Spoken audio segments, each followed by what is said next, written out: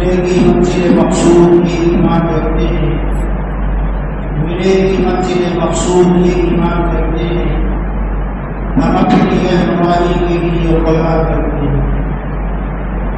وفاداری وطن سے ہو یہی اسلام کہتا ہے، وفاداری وطن سے ہو یہی اسلام کہتا ہے، ہم اپنے دل کی ہر کوشش کو اسلام کرتے ہیں۔ میرے محترم بھائی بزرگوں دوستوں، کل کا دن جو گزرا ہے اس کو ہم اور 15 اگست کے نام سے جانتے ہیں۔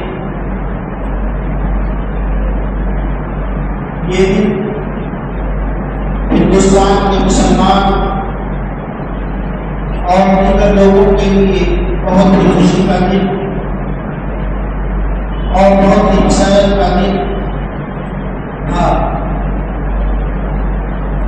اس عنوان کا انتخاب اس لیے کیا گیا کہ ہمارے اندر بھی اور ہمارے بچوں کے اندر بھی اسلام کی قربانیوں کو اور بزرگوں کی قربانیوں کو سامنے لایا جائے۔ ہم مسلمان اپنے اسلام کے اور اپنے بزرگوں کی قربانیوں کو نہیں جانتا، کیونکہ دین جہاں تک ملک کی آزادی کا تعلق ہے تو غیروں کے لیے اخلاقی طور پر وہ اس کی آزادی میں شامل ہے، لیکن جہاں تک مسلمانوں کا تعلق ہے تو مسلمان اس آزادی کو شامل ہوئے وہ اخلاقی طور پر نہیں بلکہ دینی طور پر ایمان کا تقاضا یہ تھا، اسلامی یہ تقاضا تھا کہ اس ملک کو آزاد کرایا جائے۔ دین صرف نماز اور روزے کا نام نہیں ہے، دین صرف مصلی اور تسبیح کا نام نہیں ہے، بلکہ دین نام ہے پیدائش سے لے کر موت تک جو اللہ کے تقاضے ہیں ان تقاضوں کو بھی پورا کیا جائے اور جو بندوں کے تقاضے ہیں ان تقاضوں کو بھی پورا کیا جائے۔ تو اللہ تعالیٰ نے ہمیں اور آپ کو یہ آزادی جو نصیب فرمائی ہے، پچھلے سال میں نے اس قانون سے بات کی تھی کہ یہ صرف اور صرف مسلمانوں کے ہے۔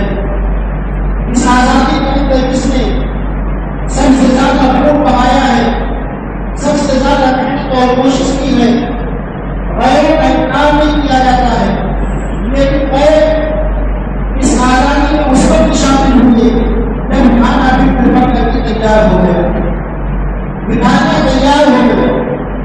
آزادی بالکل آخری مرحلے میں تھی جب یہ لوگ شامل ہوئے اور مسلمان تقریباً اس آزادی کے لیے 10-20 سال نہیں بلکہ 250 سال تک مسلمانوں نے اپنا خون، اپنا جان اور اپنا مال اس آزادی کے لیے لگایا ہے۔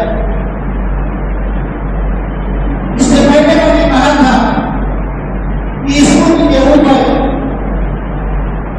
انگریزوں کے آنے سے پہلے جس کا تسلط تھا وہ تسلط مسلمانوں کا تھا، مسلمانوں کے قبضے میں یہ ملک موجود تھا۔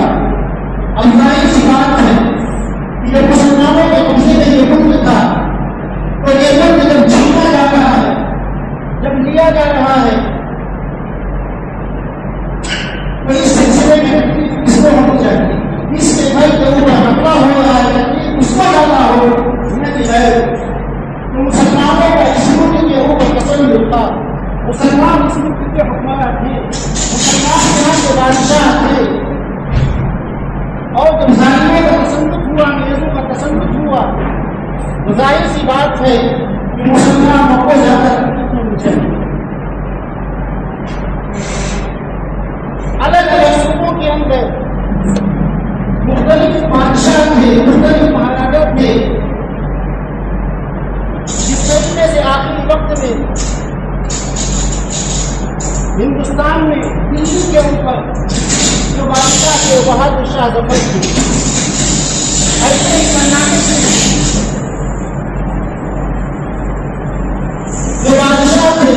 بہت اچھی مسلمان اللہ علیہ تھے. بنگال میں جو حکومت تھی جو نواب سیاہ کی دولت تھی 1625 میں انگریز نے اس ملک ہندوستان کے اندر قدم رکھا اور اس وقت کا جو بادشاہ جہانگیر تھا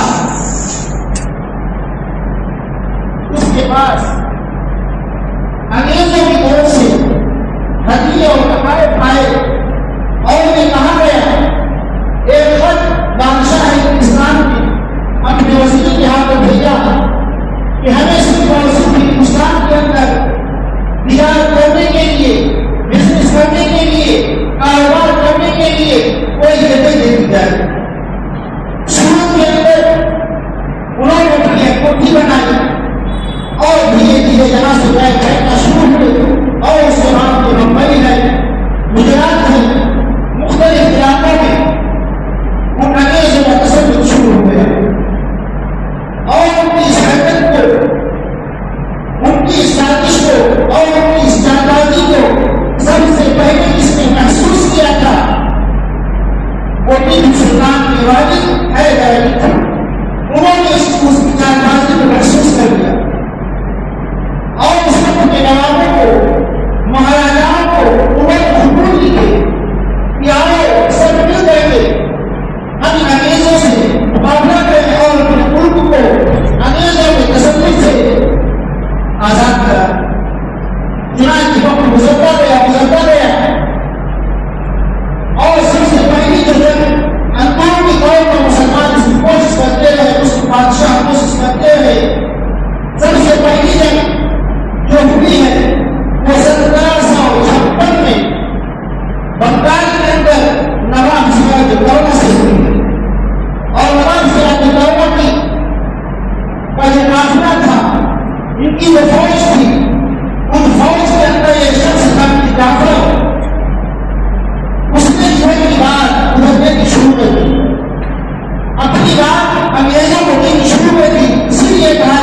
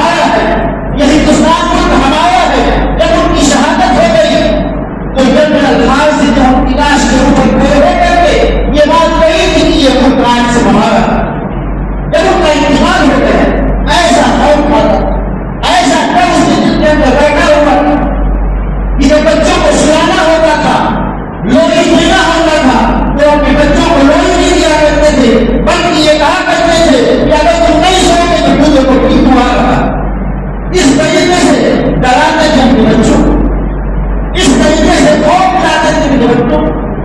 ایسا خوف کا حضرت سلطان ٹیپو شہید رحمۃ اللہ علیہ کا 1799 میں حضرت ٹیپو سلطان شہید رحمۃ اللہ علیہ دنیا سے رخصت ہو گئے اور یہ کہنے لگے کہ مسلمان آزاد زندگی گزارے گا، مسلمان کو اللہ نے آزاد پیدا کیا ہے، لہٰذا جنت میں وہ زندہ رہے گا، اللہ کے حکموں کے مطابق زندہ رہے گا، اللہ کے حکم کو پورا کرتا ہوا زندہ رہے گا. اپنی ماں کے پیٹ سے وہ آزاد آیا ہے، تم نے مسلمان کو کیسے غلام بنا دیا؟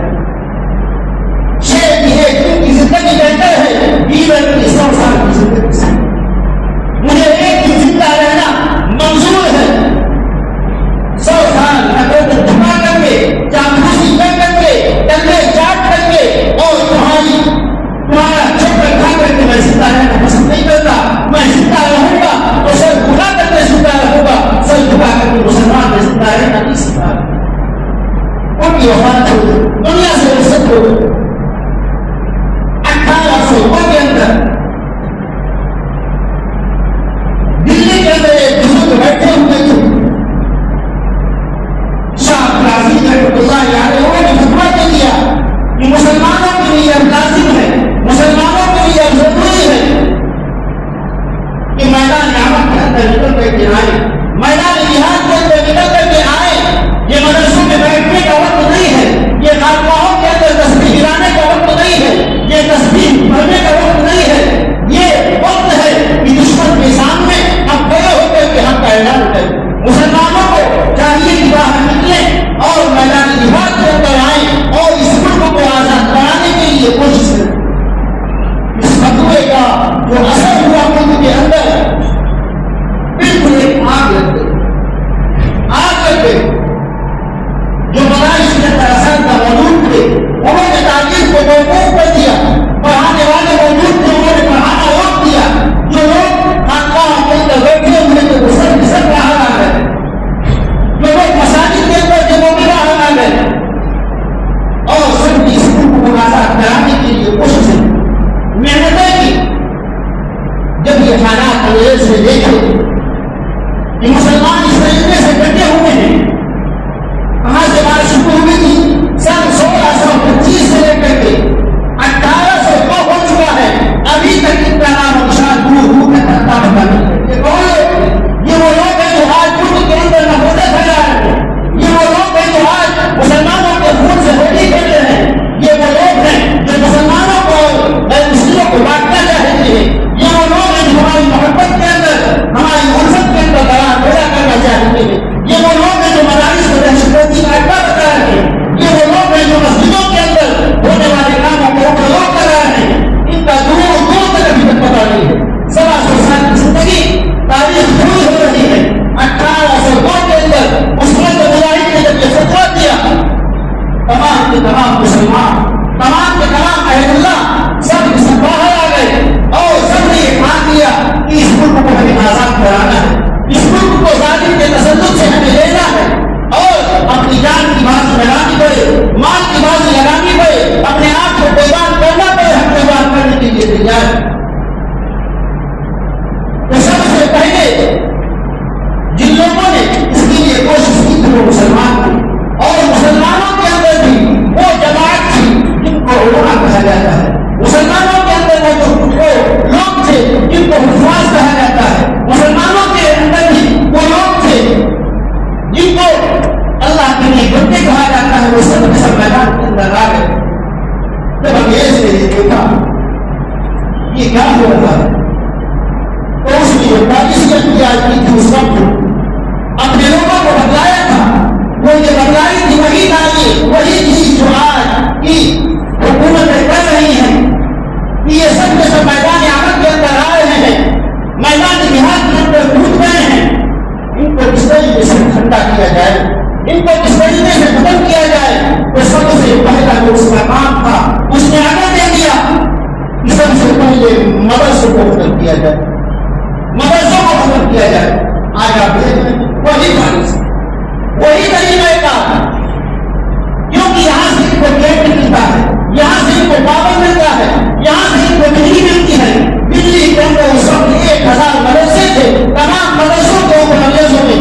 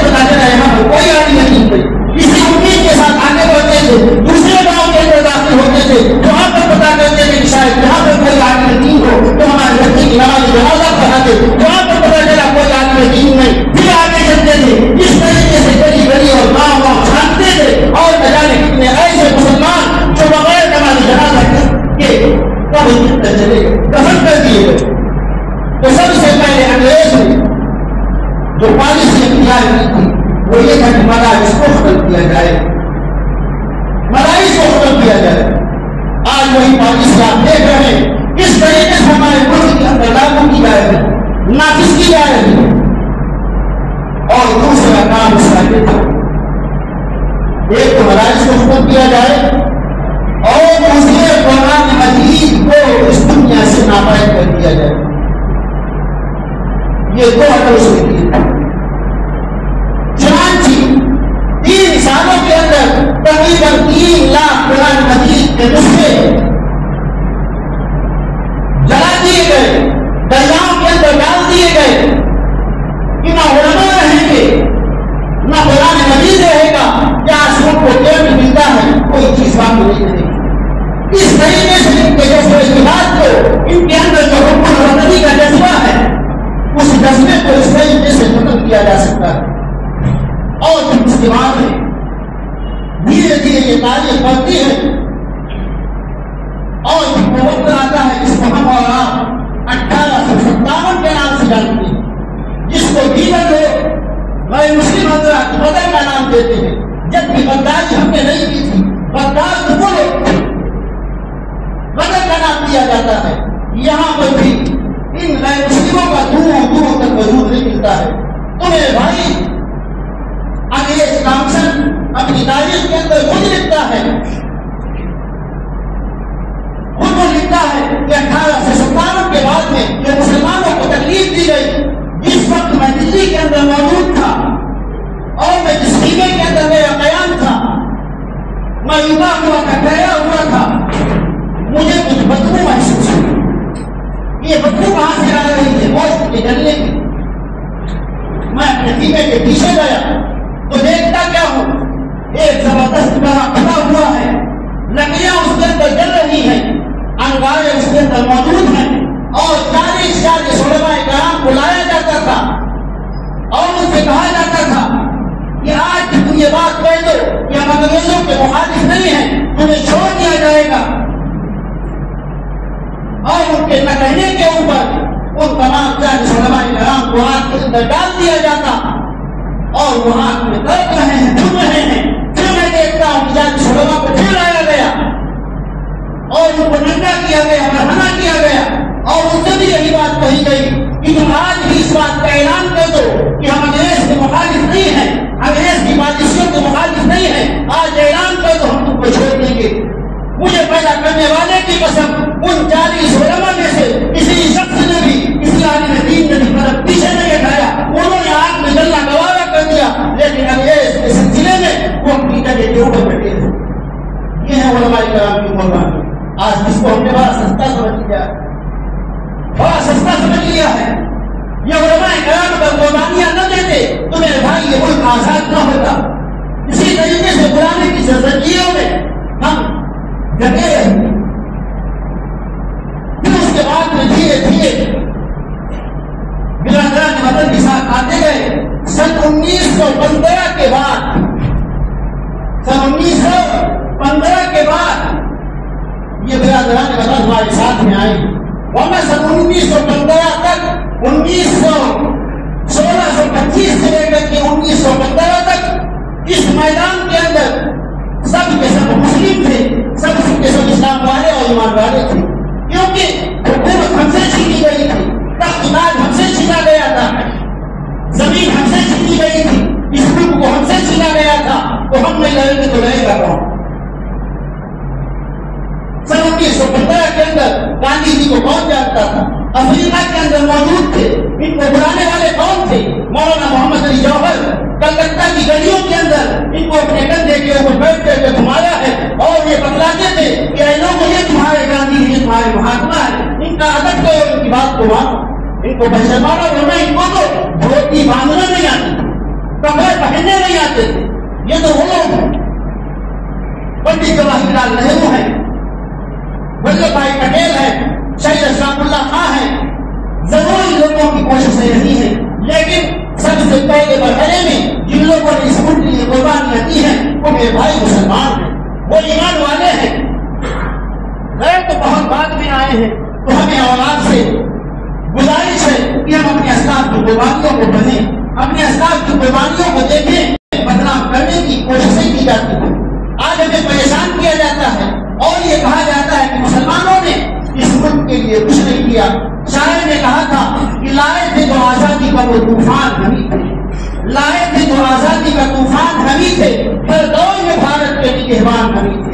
قربانی کے رشتے کو بھرا توڑ دے پیسے، کب وقت زمین ماں ہے اسے چھوڑ دے پیسے۔ پنجاب کو فصلوں کا دہن کس نے دیا تھا؟ پنجاب کو فصلوں کا دہن کس نے دیا تھا؟ مینار قلعہ تاج محل کس نے دیا تھا؟ بھوپال کو انداز سخن کس نے دیا تھا؟ کشمیر کو پوشیدہ بدن کس نے دیا تھا؟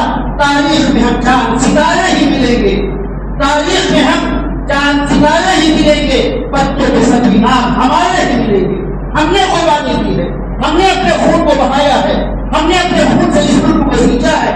ہم اپنا چھوڑ کے مجھے جانا بھی نہیں، ہم اپنا چھوڑ کے مجھے جانا بھی نہیں ہے، دنیا کے خداؤں کو منانا بھی نہیں ہے، چلنا ہے مجھے اپنے بزرگوں کی ڈگر پر، حالانکہ شرافت کا زمانہ بھی نہیں ہے۔